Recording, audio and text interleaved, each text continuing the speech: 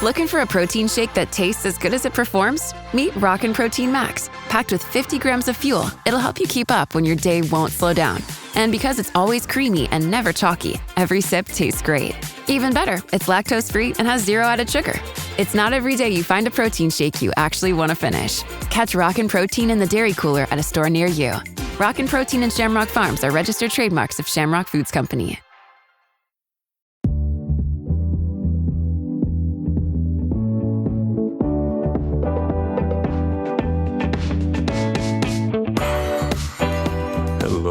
Hello, everyone. We are back. This is Myles David of Tuned Into Tennis. I am right back in the booth, ready to talk about Roland Garros 2026. I am here. It is a late afternoon here in Louisiana. I got my Coca-Cola Zero Sugar here. This is not a sponsorship, but maybe we'll speak it into existence when the time does come. Isn't it something about when you get older? Like I'm turning 33 this summer. Something about those Diet Cokes and Coke Zeros taste better. I don't know. It sounds so cliche, but whatever. The bottom line is, hi, my name is Myles David, and we're going to talk about tennis and get tuned into tennis today. I have the quarterfinal results of the 2026 Roland Garros tournament that we are currently in. Well, I have 4 of them. There are 2 young guns that gets decided to play a very interesting but competitive 3-set match. I love competitive 3-set match out of best of 5. We don't have time for always best of 5. A 3-set match can be entertaining, but those young guns being João Fonseca and Jakub Mensik. I'll get to both of them in a minute, but those are 2 names I feel like people should be kind of keeping on their radar because Mensik is 20, Fonseca is 19. They're battling in the quarterfinals of a slam, and there's just something about the vibe that I witnessed in like the development of their rallies and the ground strokes and kind of like their strengths versus their weaknesses that I think tennis fans should hold on to, because I think there's something in that matchup that could kind of be fun to watch for years to come. So including that match, there were 4 other matches in the quarterfinal lineup today. All of them told us something important about where the tournament is going and how things are shaping up and who's packing their bags to leave Paris, what kind of vibe they have when they get on their flights or trains or what have you. So let's get into my thoughts and some of the results on this Tuesday of play in Paris at Roland Garros 2026, okay?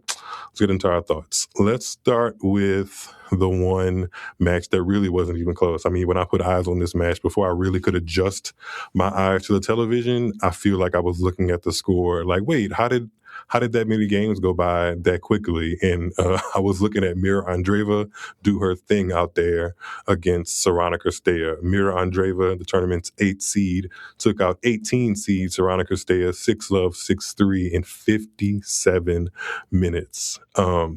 Mira Andreeva 6-love in the first set of a quarterfinal at Roland Garros against a player like Savannah Guthrie, who's been really rolling through the draw and having the best season of her life. She's dropped absolutely no sets coming into that quarterfinal and sometimes barely even dropping games. The roof was closed out there the whole entire day in Paris because of heavy conditions, and I think people were describing hail at one point too, which is odd. Like, are we in the beginning stages of that movie, Day After Tomorrow? Remember when stuff started happening, like the whole entire city of New York flooded and then froze over, and like the world had to start again because there was a whole bunch of stuff happening all around the globe at once? Anybody else remember that movie? The Day After Tomorrow. It's a really good one. I think Jake Gyllenhaal is in it. Is it Jake Gyllenhaal? Yes, I think that's Jake Gyllenhaal. I'm going to post this, and somebody please confirm my theory. I'm going to Google it, but you guys tell me. It's Jake Gyllenhaal is in The Day After Tomorrow, along with that other guy.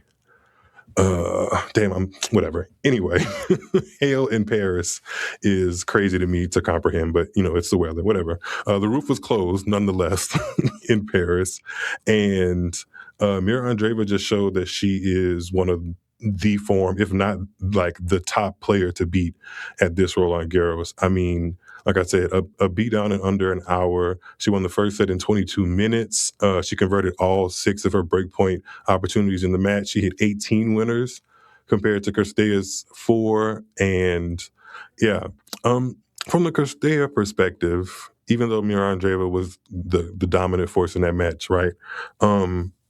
to eat a bagel in your Grand Slam quarterfinal, probably maybe your last, because I mean, she said that this is going to be her last season on tour, and it's astounding that she made a quarterfinal at Roland Garros back in 2009. So to come way here in 2026 with another one is, an ode to your longevity, but I can imagine it kind of stings to only win 3 games. The season she's had is good. I'm not still in love with what happened with her in Osaka earlier this year, and even some dust-ups with Coco Gauff. She's kept it cute against Coco Gauff, but there's been some, subtle moments where I'm looking at her like, why are you treating those particular players that particular way? Wink, wink.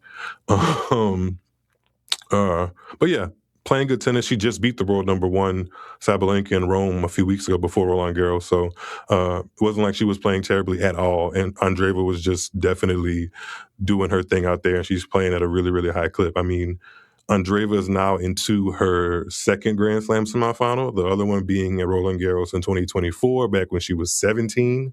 She's 19 now. She's now won 30-plus matches in 2026, more than any other woman on tour. She's won 21. I think it says she's won 20 of her last 23 matches, or 21 of her last 23, something like that, aka she's doing a lot of winning. And she's the form player of this tournament.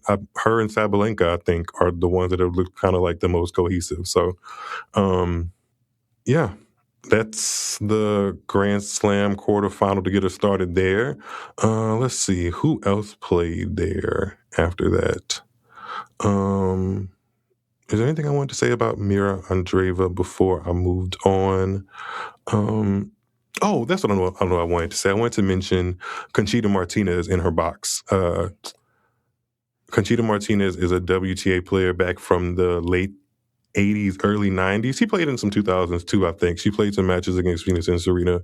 She got a Wimbledon title back in the 90s, and she is Mira Andreeva's main coach. And I think it's really nice to see kind of like a bridging of generation of gaps in women's tennis and in women's sport too. I think it's nice when women that are successful athletes come back to the WTA tour and find a connection with another player that they're willing to kind of guide, help coach, help improve, and navigate the WTA tour that they had to navigate not that long ago themselves. So I think that's a very neat thing between Andreeva and Conchita Martinez. So I like when they are chopping it up together when it goes well, because Andreeva can be a little bratty, mouthy. She can crash out, and sometimes Conchita Martinez gets the brunt of that. But I like those two together. And I think Andreeva has a real shot here to win her first Grand Slam. So she will face the winner of the next quarterfinal that was on the court, on Philippe Chatrier. That was the number 7 seed, Elina Svitolina, taking on the 15 seed, Marta Kostyuk, both women representing Ukraine. And in the end, Marta Kostyuk defeated Svitolina 6-3, 2-6, 6-2. I believe that makes Marta Kostyuk the first Ukrainian woman to reach the Roland Garros semis in the Open Era. Somebody fact check me on that. I read that. Sometimes headlines can lie to you. And she's now won 2 tournaments, 17 wins in a row on clay leading in. She won the indoor clay tournament in Rouen, and then she won Madrid. So since Madrid, she has not lost a match. So her clay court season has been phenomenal. Again, she ties what's going on in her home country of Ukraine into a lot of why she's playing and how she's playing. When they ask her about being dedicated to the fight and the match, she dedicated the match to Ukrainian people. She said, there was a attack recently in a city that's close to home. It must suck for that to be happening in a place that you grew up in, know very well. So all of that to say, if you're Ukrainian watching this, or just a patriotic individual and political tie, geographical tie to stuff really matters to you, then Kostyuk is playing with, something else to prove. So, and Kostyuk, by the way, to make it a little bit lighter, Kostyuk has really, really nice choices, or I guess she collaborates really nicely with Wilson. Wilson Sporting Goods, they make the rackets, they make apparel, they make shoes, they do the whole kit and caboodle. And Marta Kostyuk puts it together very nicely on court, and I like her game. She's played some really, really close matches with Coco Gauff. They played a real wacky one back in 2024 at the Australian Open. Marta Kostyuk has an opportunity to get into a Grand Slam final. On to the defeated in Svitolina.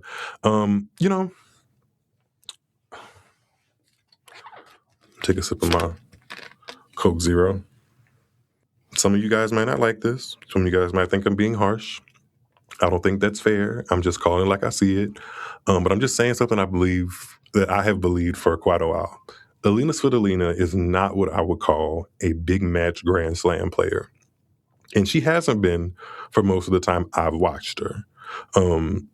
She is elite and very, very good at WTA settings for some reason. Like, give her a 1,000, a Rome, a Toronto, even the WTA year-ending finals when you're playing top 8 players, like Dubai, you name it, that's a 1,000. She's been deep there, you know?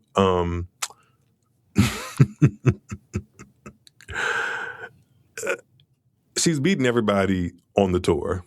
She's really, on the day, she can really beat anybody. But at the actual slams, when it gets deep, at the later stages, I'm talking quarterfinal and on, she's been the one I am weary of. And I feel like the book is written.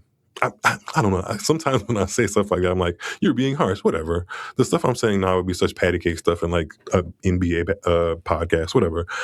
She is now 0-6 in Roland Garros quarterfinals. I feel like those numbers speak for themselves. 0-6. Yes, she's reached the semifinals of Australia this year. She's reached the semifinals of Wimbledon and the semifinals of the US Open before. She can break the quarterfinal duck. It's not that it's not that she can't. It's just that's where I feel like she caps out at. That's just where I feel. You know, she is a quarterfinalist, semifinalist, not a champion. When it gets to those later rounds, we see people just kind of either out-hit her, out-maneuver her, outwit her, outlast her, just kind of rise to the occasion, and she just does not do that in the same way that a lot of other players do. So, yeah, sorry, Svitolina. Unfortunately, I was proven right. I thought about that before the match even started. I was like, Svitolina in a Grand Slam quarterfinal at Roland Garros? I don't know. Give it to Kostyuk. And sure enough, Kostyuk won. So she goes into the final with a whole heap of her own confidence. And she's a player that is hooked on winning at the moment. So Kostyuk versus Andreeva. That is also a rematch of the 2026 Madrid final just a couple weeks ago. So Kostyuk won that one. Andreeva leads the head-to-head 3-1 overall, I believe. And yeah, I think that is fair appointment viewing for women's tennis at Roland Garros this year. Marta Kostyuk versus Mira Andreeva, Grand Slam semifinal. First ever major final appearance on the line. Could be dramatic, could be intense, could be a ball of fun. Hope it's not a flop after I've said all those things. I'll be watching Marta Kostyuk and Mira Andreeva. Okay, let's get to the men's quarterfinals. The first men's quarterfinal up was Alexander Zverev versus Rafael Hodar. Alexander Zverev took out Hodar in 3 straight sets, 7-6, 6-1, 6-3. So far, Zverev has dropped just 1 set overall across his 5 matches at the tournament, and nobody is rooting for him, even in spite of that. I can't get over that. Y'all, I'm on Threads, and shout out to the Threads community for just embracing tennis conversation and embracing me in tennis conversation. I really, really appreciate that. Shout out to those on Threads. You know, we here. I have yet to see anybody on that platform be really supportive of Alexander Zverev. Sorry, that tickles me. It tickles me. Should it be funny? That reminds me of that Monique meme. And he's like, well, how could you laugh? Damn it, Monique. It's funny. And they say, Monique, how could you laugh? Damn it, it's funny, okay? The internet is just not all about Alexander Zverev. They're not about him at all. But he's in the tournament. Like, he's there fair and square efficiently to, get through the draw. And although he might not be making your highlight reel of things you want to watch, unfortunately, when you keep going into the HBO Go app or the HBO Max, why does HBO keep changing the name of that damn app? It used to be Go, now it's Max, now whatever. HBO Max, if you open that up, I know you might not be tempted to go to Alexander Zverev's match, but there's only him and like 3 other people left in the tournament. So I don't know what we're going to do, folks. As to his match against Hodar today, he did rally down 2-5 in the first set. Then he won the first set tiebreak 7-3. And then from there, he closed it out 6-1, 6-3. Hodar did push him in that first set, and Zverev kind of just did his lockdown mode thing. Big serving, solid backhand, just leveling out a match to completely ask the other player, can you do this all match? Can you out-hit me? Can you out-move me, point in, point out, do that endurance thing? And, Hodar has played a lot of tennis. I don't think losing in a Grand Slam quarterfinal was anything to hang his head about. But Zverev is a tough out against players who have not really been there before. So, especially at Roland Garros. Like, this is his 5th time being in the Roland Garros semifinal stage. So, whether people like it or not, me being included, he's a tough out at Roland Garros. And then, like if I'm packing my bags as Rafael Hodar, I feel like I've had a great spring. Like, starting in Marrakesh right after the Miami tournament is when the boys get quickly into that clay, and Rafael Hodar is one of the first players to pick up a title on the clay court season, and he's kept it going. I mean, quarters at Madrid, quarters at Rome, and now quarters at Roland Garros. So he seems like a guy that's going to be with it for a while, Young gun, another one from Spain. Spain keeps producing them. So, and he's also not named Rafael Hodar after Rafael Nadal, by the way, if anybody didn't know that. I mean, it's probably easy to think that, but his Rafael is a family name, apparently. I think it's somewhere in his lineage, not just because of Rafael Nadal, the famous 22-time Grand Slam champion. So, just a note. All right. What was the other? Before I get into the last quarterfinal that played today, I definitely kind of want to put a pin in what I feel like I have been avoiding feeling, or that I feel like people aren't saying out loud, is that Zverev's opportunity in this tournament to win his first Grand Slam is very, very loud and legitimate. Just by the pure numbers and analytics of it and matchups of it, the dynamics of it, except a few things here and there, obviously. Zverev is the guy to beat for sure. I mean, between his next opponent in the semis, Mensik and Fonseca, Mensik has spent 17 hours or over 17 hours on court just to reach his quarterfinals. He's played 5-setters multiple times, cramped and couldn't move off the court at some point, literally. Fonseca has been playing 5-set thrillers, took out Djokovic, took out Prismic in another 5-setter, dealing with all that Brazilian soccer crowd energy. Either one of those opponents is going to come into that semifinal, Fonseca or Mensik, and feel like, I wouldn't be surprised if they don't feel like a spring chicken. It's just a lot of tennis underneath your legs in a short amount of time, whereas Zverev, like I said earlier, has only dropped 1 set in this tournament. So where does that put us? Where does that put us? If Zverev, I'm going to look at it from this angle. If Zverev does not win Roland Garros this year, then there's genuinely no scenario left where I believe he can win a Grand Slam. The draw has done everything but really carry himself and his body to the trophy. The semifinal opponent that I just mentioned is not going to really have the legs or reserves. They could do something special, but on paper, by strength, he has the more physical energy reserves based on time on court, and the other side of that draw is just as open as it gets, So Zverev, this is yours to lose. This is yours to lose. I mean, history in tennis has taught us some crazy things can happen, especially at Roland Garros. I'm not going to pretend that the math is just like not on his side because it's on his side. But there's just a the cinema fan in me wants to see like a really dramatic conclusion. And I would love if Zverev gets to another final and somehow comes up short again. Like, as much as him knocking down the wall of like, I'm going to get to a Grand Slam final, couldn't get that one. I'm going to get to a Grand Slam final, couldn't get that one. Like, he's been constantly trying for some years now. Him winning a trophy, yeah, sure. Like, oh, they put that stuff in books too and we clap. But like, the kind of cinema I like, if he gets to another one and still can't get it, oh my God. Remember how like sad he was at the Australian Open because he didn't even pinch center in that final? It'll be worse, I think, possibly. We'll see. We'll see. Zverev, it's on you. It's on you, buddy. Let's see what you got. All right. Did I say the winner of Jakob Mensik and João Fonseca already?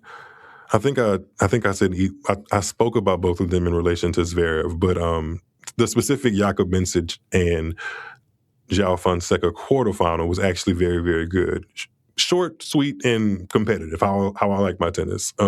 Jakob Mensik got through in straight sets and is now in his first Grand Slam semifinal of his career, and he did it by really outsteadying and outwilling very much until the very end, a very electric teenage source in João Fonseca right now.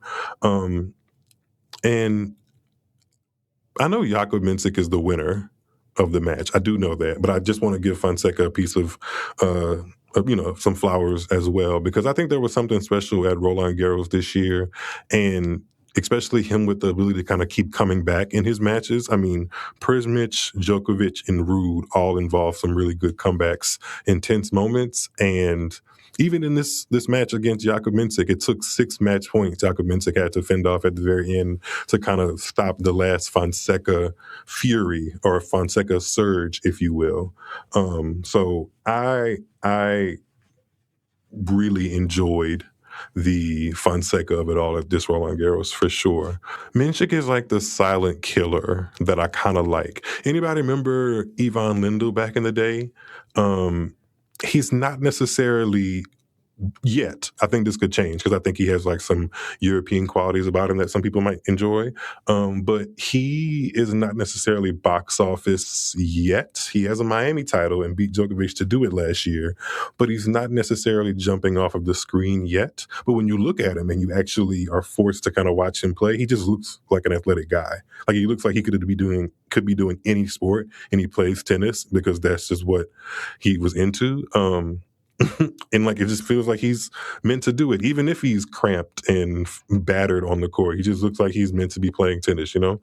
And he's into his first semifinal of a slam, you know, with that kind of real check, see it through, straightforward, don't get distracted kind of mindset. I mean, it reminds me a little. I didn't watch tennis in the Ivan Lendl era, but from stories that I've been able to grasp as a somewhat tennis historian, if you will, is that Ivan Lendl was like the anti-guy, the guy that just kind of was not about the showmanship of the 80s and 90s, just nothing about it, wanted to get to work. It took him a little while to kind of find his feet in winning the big matches because he lost a couple of finals, but he persevered and, you know, really built a legacy for himself. But he wasn't, like I said, box office. He could make a good match, but you weren't really building a schedule of play around him, if that makes any sense. You know, he wasn't the guy people like really put shirts on and be like, hey, Lendl. Mensik has a little seed of that, but we'll see how it goes. Either way, I enjoy watching him play. I do. His backhand is money and his serve is really, really precise. So,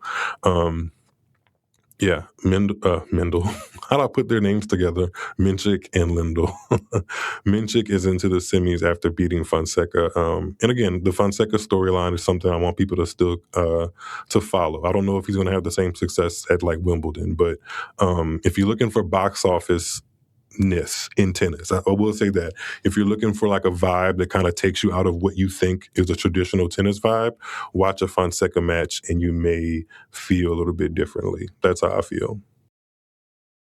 Hey guys, if you're enjoying today's episode, please take a look at the episode description, support the growth of the show by grabbing a coffee from the link, and while you're at it, be sure to engage with Tuned Into Tennis on social networks. Twitter, Instagram, TikTok, and Facebook is where you can find us. Leave a review if you like what you're listening to so far, and let's get back to the show. I can't go forward and talk about the remaining quarterfinals that have to be played on Wednesday in Paris before acknowledging that Serena Williams is back on tour officially. In a couple of weeks, Serena Williams will be competing at the Women's Queen Club event. Even just saying that, I need a moment. Like her dropping that little nugget of news in the middle of Roland Garros is so chaotic, but also so her. Like, just Serena Williams, 44 years old, has accepted a wild card into the Queen's Club Championship in London on June 8th. Just boom. Just, let me play a little doubles. Like, 23-time Grand Slam champion, just, hitting the ball around on the tour, nothing crazy. She's back. She's really doing this. That's insane. She's allegedly going to partner with 19-year-old Canadian Victoria Mboko, who's world number 9 right now. And yeah, all of this is set to go down only 3 weeks before Wimbledon starts. So she's back. She's actually doing this. And a lot of emotions come up when I talk about my good sister Serena. Well, I couldn't call her auntie because she's 40. I'm in my 30s. Like, she's a sister. She's an older sister. If things worked out that way, Serena's like an older sister. I literally have been watching this lady for 2 decades of my life. I remember, and I don't know if you guys remember. I feel like I've told this story. If you're like a real OG listener of my voice,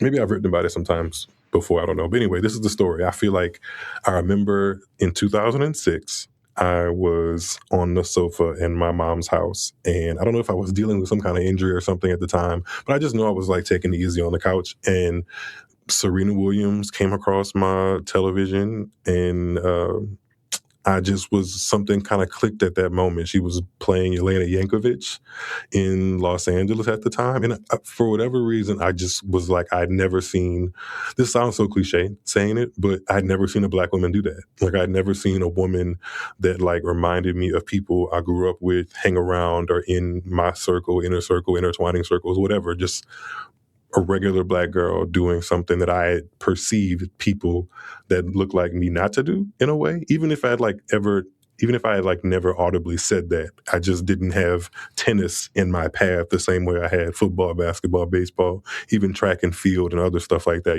Tennis just didn't feel like, it wasn't in my ecosystem yet, just quite frankly. But seeing her do it immediately got me into it. And that was in 2006, ladies and gentlemen. She got me, and she lost that match. It made me want to like follow even more, which is what I told her actually in our conversation.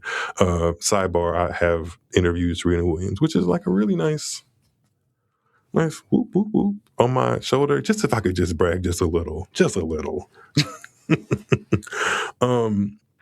Let's see. Yeah. All of that to say is that I've been a Serena fan, and she's the one that's really hard for me to be biased, but I'm working really hard on being unbiased, right? Can't you tell? But Serena's back, and here we are to chat about it. Here I am to chat with you about it. Are you happy about it, friend? Are you happy about Serena Williams coming back? She's the most synonymous woman with tennis, though. When you think of tennis, and specifically women's tennis, you think about Serena Williams. Everybody does. That's just what happens. And she is coming back to play on the WTA Tour in 2026 at 44 years old. Oh, Lord, here we go. By the way, it's not lost on me that she played so coy doing all of this, by the way. Just in January, just in January of this year, she was sitting down with the Today Show with Savannah Guthrie. Oh, Lord, Savannah Guthrie, that lady. Her poor mother. I hope they find her. If not, I hope she's resting well. And I just don't understand how that was a thing and now it's not a thing. And Serena, let me get back to it. Serena sat down with Savannah Guthrie in January for that show, and Savannah kind of really pressed her a little bit on if she wanted to come back. And Serena danced around it. She was like, really? What do you mean you're asking me this on the Today Show? Oh my gosh, just kind of, I want to have fun, live my life, blah, blah, blah. She didn't confirm or deny, and here we are in June, and she's confirming full on, posting on Instagram, got a little commercial with Nike. I mean, just doing all of the things, just teasing. Just even in December, even she put, oh my God, I forgot that she did this. In December, she put on X, oh my God, y'all, I'm not coming back. This wildfire is crazy, ma'am. You know what? Part of me is like, maybe in December, January, she wasn't 100% sure. And then like somewhere in February, she decided to get with it, because you also have to remind yourself that all of a sudden there was like this footage and conversation and stuff going on with her and Alicia Parks hitting with her and vice versa. So like, oh, Serena, always causing up a stir. And then I can keep going. Going back to when I met her, right? So I was in Miami. In Miami. Yeah, I was in Miami. It was the weekend of the first weekend of Miami Open, and I was there to do an interview with Serena while she was opening up a collaboration with a Heineken 0.0 beer, and she was going to do it by basically surprising some paddle players in the Miami art district, and just kind of playing with them for a little bit while they had no idea, to kind of have that shocking moment, and then share a beer with them, which doesn't have alcohol in it, hence the whole 0.0 thing. But I interviewed her about that. I was literally in the room while she was helping kind of direct the set and the shoot and the promotion of it or whatever. And then we had a one-on-one on Zoom, right? And I was told specifically not to ask her about her comeback. So maybe that should have been my intonation. But even when I was in the room with her and talking to her, I didn't really get the vibe that she was prepared to make a comeback. I didn't get it. So Serena can pull the wool over your eyes. Because I was literally standing in the same room as the woman and like talking to her, and I didn't get the vibe that a big comeback was really about to happen. And here I am wrong. There we go. World clip it. Myles was wrong. I am happy to see that she's playing with Mboko, though. That seems like very strategic and fun, because Mboko plays doubles, believe it or not. Like, she has been teaming up with Mira Andreeva before on tour, with some pretty good success or decent success. And Serena loves that grass. She's a multi-Wimbledon champion. I think 7. And Mboko is top 10 in the world. And, not shy about the doubles court. So watch out. Get that Tennis Channel subscription going. This is free PR Tennis Channel. Free PR. If you're in the United States and you're trying to watch how Serena Williams does, subscribe to Tennis Channel now.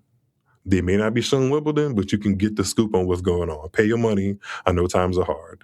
Share. Oh, you know what? Just get the password information.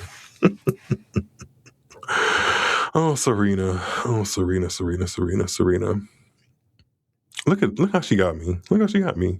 Like, do I think that she is going to storm back on the tour? At 44 years old, I feel like that is unrealistic, right? I feel like it's unrealistic for me to just think, yeah, she's going to come back on tour and kill the girls like you did in 2013, like, or in 2014, or in 2015. Like, no, that's not realistic. And I'm not thrilled about the idea of seeing her move and like that be like a point of concern, if that makes any sense. For example, Venus is kind of going through something similar, can still strike and stroke a tennis ball very, very well, but the movement in and out of the corners in today's very dynamic modernized version of tennis that you really are covering that entire damn court, that can be a little touch and go at 44. Just, naturally. So I'm a little anxious to see Serena go through that process, but I don't know. She just loves tennis. Navratilova was playing into her 40s, I believe, in doubles too. So, it's possible. It's not impossible. And if the Williams sisters can do anything, it's the impossible, right? So I'll keep watching Serena and see what you got this time. All right, where else do I want to go on this little agenda sheet I got here? Are y'all enjoying this, by the way? If you are enjoying this episode, please make sure that you give it a 5 stars or a thumbs up or subscribe to hear more, because that really helps the flow of the podcast. It gives me information. I'm not just talking into the damn void. And yeah, I like engaging. So clearly, if you can't tell, I can sit here and run my mouth, so I can also run my mouth with you as well. So engage with me in the comments or on socials and even in email. All that's in my description bar. So if you like what you're listening to, tell me what you think. If you're like yelling at me while I record this or you're listening to this, then tell me how much I suck. It'll be an interesting read. Anywho, all right, let's go to Wednesday. Tuesday, chaos was happening a little bit, not really, but we're at Wednesday. The last part of the quarterfinals are here. Let's see who else wants to get into a Roland Garros semifinal, okay? A couple more matches to go. Somebody's got to step up. Let's see who gets it on these sides of the draw. Haven't spoken much at all about either one of these players in this tournament or really in my tennis watching career for different reasons. The first is Anna Kalinskaya, the 22 seed, originally from Russia. She is somebody who I feel like I kind of see with an asterisk or a retirement sign next to her name quite often in her career. She has an injury history, wrist issues, retirement mid-match. I think there's a back issue in there too. But she also can play tennis quite well at the same time. She has very compact strokes, and she's, in a weird way, like really fit at the same time, even though she has those wrist issues. Like, she can play long rallies, but if she's not fit, she's just going to get out of there and retire. It's so interesting. She's into the quarterfinals at Roland Garros for the first time. She took on Potapova when Potapova is like surging in her career, and even served for that fourth round match. I think Potapova served for the match twice. And still didn't win it. And Kalinskaya somehow found her way through. So she's got a flair for something. she's got a flair for something, and she's in the quarterfinals. I think she made the quarterfinals of Australia back in 2024 too. So if you're like unfamiliar with her and you're like, who the hell is Kalinskaya? She's been somewhere around women's tennis in that like 20 to 40, 50 range for a little minute now. So. And who else? Who's her opponent? Not her opponent. I literally had to take a second to, like, before I even press record on this, I had to take a second to look up how to pronounce her name. And I think it's Maya Chwalinska. That is a proper guess. It's Maja, which I feel like is an interesting way to spell Maya, but now that I look at it, it's kind of cute. I think it's Maya Chwalinska. Let's see what YouTube says really quickly. Maya Chwalinska. Ooh. Maya Chwalinska. One more time. Maya Chwalinska. Okay, guy. Maya Chwalinska. Maya Chwalinska. So I'm not laughing at her name. It's just I'm goofy and whatever. Don't mind me. Anyway, Maya Chwalinska is Polish. She's world number 114. She made her way through this entire part of Roland Garros by going through the qualifying draw first. And she's the first qualifier to reach the quarterfinals since 2020. She's a former juniors doubles partner of former world number 1 Iga Swiatek, also of Poland. And she is on a little winning streak of her life right now. Whoever she's playing, she's the lowest ranked player, and she's going for it. So I don't think I've seen a match of hers, sorry to say. Sorry, Maya Kalinska. But, you know, I'm not shocked most days about who is actually a semifinalist at Roland Garros, especially on the women's side. Because if you think about it, there's been some just shock results. Like, I think 1 year Krejcikova. I mean, she won the event, but at the time it was really strange to kind of see her name work itself through a draw. Remember Ostapenko came out of nowhere kind of and won a French Open, but Bashinsky used to come and just kind of tear it up for a couple of years and have Serena going wild. Who else has made some strange finals? It's one of those slams. It just is. So, I mean, that's a toss-up. It's going to be a huge moment for either of them to have a semifinal-like result at a slam underneath their belt. So, I don't think either of them are going to win Roland Garros. Please, nobody chop this up and use it against me if they win. But that'll be a really big, from my viewpoint, like shock if Kalinskaya or Chwalinska win Roland Garros. But, they're still in the draw. They'll fight it out to the death. So, eyes on that one if you'd like. And then after that, the next women's quarterfinal is Aryna Sabalenka taking on Diana Shnaider. Sabalenka is playing very well. She is looking very dangerous. She took out former world number 1 Osaka 7-5, 6-3 in the 4th round. The serve was on. The confidence was there. She's been particularly dominant as well. Hasn't dropped a set. She's looking like a world number 1. The only thing that gives me pause is the fact that she's never won here before. I don't think that necessarily Diana Shnaider is going to be like the hardest test, but a test nonetheless. I think Sabalenka is like a 70-30% favorite. Shnaider could get in there with her leftiness and kind of make it a little, dicey, but it's still... You got to go out there and lace them up so anything can happen. And Diana Shnaider, this is her first Grand Slam quarterfinal. She's kind of been on my radar since 2024, I think. 2024, she won like 3 or 4 WTA 250 titles, It was kind of like methodical and under the radar, but she did, and she picked up wins. And, yeah, she's a 19 seed here. She's a top 20 player, so she's kind of like under the radar, but, tough out, not necessarily always the most consistent, but good player nonetheless. And I've seen her play up close in Austin before, and she does hit a pretty good ball. So Shnaider isn't the favorite. Sabalenka obviously is. We'll see how that match kind of swings which way and which way it doesn't. It could get messy, probably not. We'll see. I don't know. I'm not calling it upset, but wouldn't be surprised if it gets a little tricky. I don't know. Oh, Sabs. Oh, Sabalenka. I got here in my notes that Shnaider specifically told the press conference people about that whole Alienkova situation with the Ukrainian trying to serve receipts on her. She was like, I guess I'm not going to be liking any comments on Instagram anymore. So petty. Knowing damn well she probably liked 12 as soon as she got back to her phone. Oh, man. Okay, on to the remaining men's quarterfinals. Number 4 seed, Felix Auger-Aliassime takes on number 10 seed, Flavio Cobolli. Felix Auger-Aliassime, Canadian, 25 years old. This is his very first Roland Garros quarterfinal. That completes the set of career quarterfinals for him. He's made the quarterfinals or better at Australia, Wimbledon, and the U.S. Open.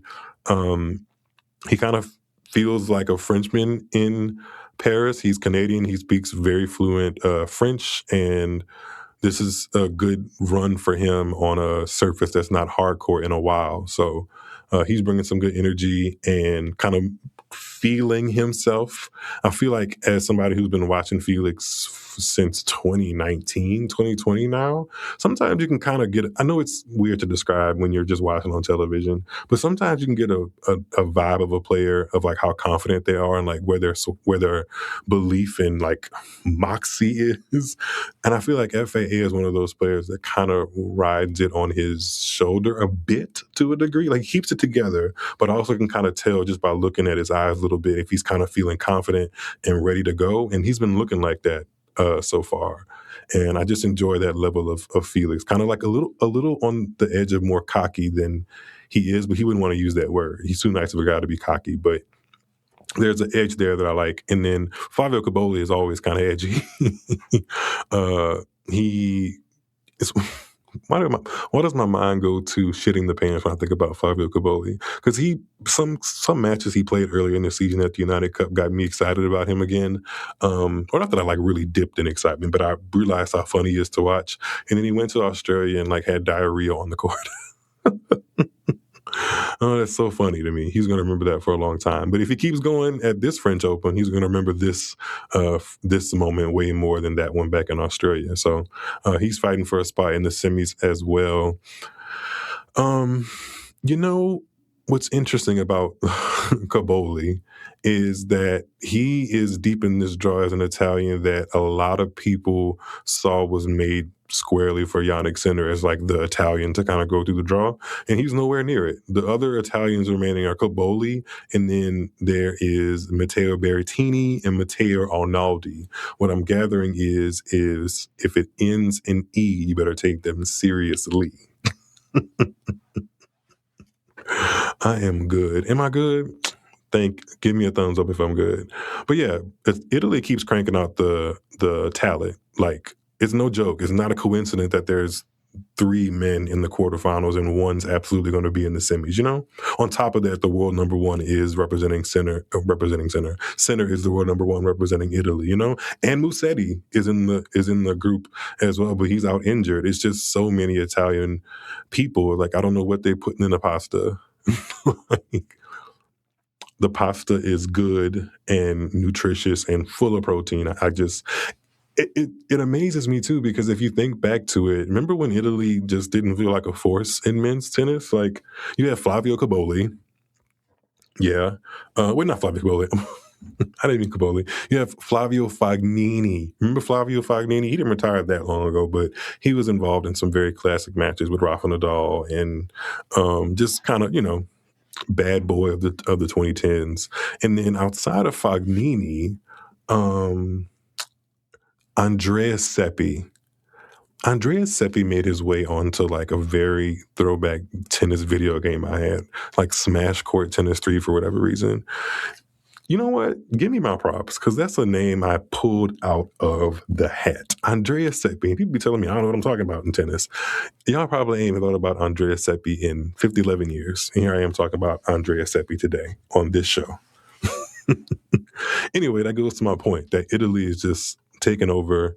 Men's tennis is super successful. I wish whatever, you know, brand of pasta they are feeding those boys, they can surely, open up the gates and share some with the United States players, because, my God, if they keep telling us that there hasn't been an American man to win a Grand Slam since 2003 in Andy Roddick, I don't know what I'm going to do with myself. I may just, gouge my eyes out. Because, yes, I know we get it, but, what are we supposed to do? Especially, posting that stat here at Roland Garros is did you think any of them were going to win it, really? Respectfully. So, yeah. And then I saw that tweet about it's been 2003. That's the hot gossip or the hot, fact about men's tennis and where it is. And it's there's still men in the top 10. And there's also other countries that haven't been producing stars that have, great talent and great history in the sport. The last Australian to win a Grand Slam was Lleyton Hewitt in 2002. Nobody's talking about that. The last Frenchman, I believe, to win a Grand Slam was in the 80s with Yannick Noah. So, I don't know. I don't see those stats popping up everywhere about when's the next Frenchman going to win a slam? People out here struggling. Right now, it's Italy's turn, okay? Italy up. United States down, 5,000 or whatever. But one day we'll get them back. I don't know who it is. Hopefully there's a mom, an athlete himself or herself, a father, a godparent, uncle, cousin, auntie who listens to Tuned Into Tennis and one day rears a great U.S. Open or champion and a U.S. tennis professional champion. All of that. Or just compete on tour and say Myles inspired you. That'll be great. Oh, my God. It's about that time I start wrapping this show up. Okay. I think that's it, actually. Yeah, I mentioned Berrettini and Arnaldi. Did I really mention them? They're playing the last quarterfinal. It's a huge opportunity for both of them, obviously. They've both gone through some some injury issues. It was surprising to me that I look at it here in my notes that Berrettini hasn't played the French Open since 2021. 5 straight years he didn't even compete because of injury or illness. And here he is in the quarterfinal again after, the biggest height of his career being that 2021 Wimbledon final. And he's made a semifinal at the US Open, semifinal at Australia once. So it's good to see him back in the mix, especially because I think he's, 30 now. 30 isn't old in real life. At least I don't think, as somebody who's going to be 32. But in tennis world, it does kind of put you in a different bracket of possibility, if you will. And for him to be kind of getting, these career milestones is good for him. And I still like the way he plays tennis. I mean, Matteo Berrettini is hot. Sorry, not going to sugarcoat it. He's fun to watch. And then Arnaldi is fun to watch in his own way. He took out Francis Tiafoe in that 4th round to progress to the quarterfinals. He's so rangy, like he's kind of like Spider-Man-y. Like when Arnaldi sees a ball, he goes after it and kind of gets there. He has long limbs, but he's not like the tallest either. Really rock solid backhand, like. His ground strokes are kind of just sharp, and his movement is smooth and solid. And he's kind of been MIA because of some injuries on his own. But if you like a retrieval kind of style, then Arnaldi is a good one. Not that he can't dictate, but Arnaldi kind of gets to everything and just is putting it back at you, like, hey, do it again, but in a kind of intriguing way, not too monotonous. At least in his match against Francis Tiafoe that I watched a good bit of, he can hang in there if you kind of give him some rhythm, So we'll see what happens. Either way, Matteo will be in the semifinals of Roland Garros. And there we go. I think that's the end of my notes here. There we go. Boom. All right. I think that paints a good picture for you about where we are on Roland Garros if you've been listening. The semifinals are taking shape. On the women's side, it'll be Mira Andreeva versus Marta Kostyuk, which is a rematch of the Madrid final. They'll be playing that on Thursday. Kostyuk won that Madrid final, by the way, and one of them is going to be in their first Grand Slam final. So that's good vibes for young tennis right there on the women's side. And on the men's side, Zverev is in the semi. Yippee. Mensik will face him in that semi, and then it'll either be a Canadian and an Italian or some kind of Matteo on the other side of the net for the next semi. It's going to be Matteo Arnaldi versus Matteo Berrettini, and then Felix Auger-Aliassime versus Flavio Cobolli. One of those names is going to be in the final of Roland Garros. So there we go, folks. I feel like I covered a lot in this episode. I'm getting my bearings straight. If you haven't noticed, I'm in like a new recording space. So I'm knocking the cobwebs off of that and also speaking into the mic and just being more confident in doing it and reminding myself that I got this. So yeah, all of that to say, me and Paris are tuning in and I'm watching the tennis with you guys. It's been chaotic so far and I've enjoyed it and I've enjoyed doing this. So give me a thumbs up if you're watching this on YouTube or if you're listening on Spotify. Give it a like, give it a rate. Where else can you find this? Anywhere on the planet, if you're listening to this, give me some feedback. You can email me at tunedintotennis@gmail.com. You can follow everywhere on socials at tunedintotennis. I'm on Threads, Instagram, Facebook, Twitter, YouTube, and TikTok. All of those fun things. I feel like I need to be that guy from the villain from Spider-Man, the second movie, when he had all those arms. I need one of those to be like a full, always moving content creator and editor and stuff. It's just so much you have to do. Anyway, I'm Myles David. This has been fun chatting with you guys. I've run my mouth about tennis for quite a while. I want you guys to enjoy the rest of Roland Garros. I'll be checking in soon. And yeah, let's keep tuning in, guys. It's been a fun one, as per usual. Until next time, peace.